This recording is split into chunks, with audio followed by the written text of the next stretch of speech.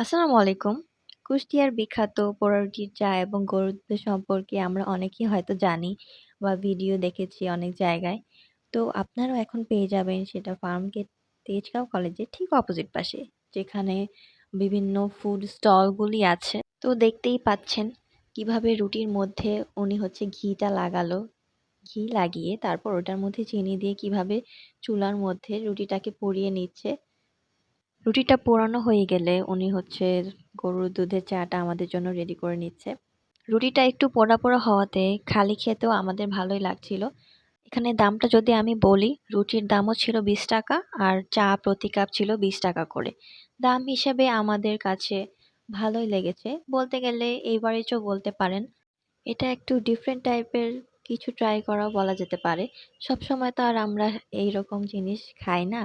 তাই যদি কেউ একটু ডিফারেন্ট টাইপের রুটি অথবা চা একটু ট্রাই করতে চান, অথবা কুষ্টিয়ার সেই স্বাদ তো আর আমরা পাবো না। তাই যদি আমরা কাছাকাছি সেই জিনিসটা একটু ট্রাই করতে চাই তাহলে আমরা গিয়ে খেয়ে আসতে পারি। আপনাদের তো আমি দোকানের লোকেশনটা হচ্ছে বলেই দিয়েছি।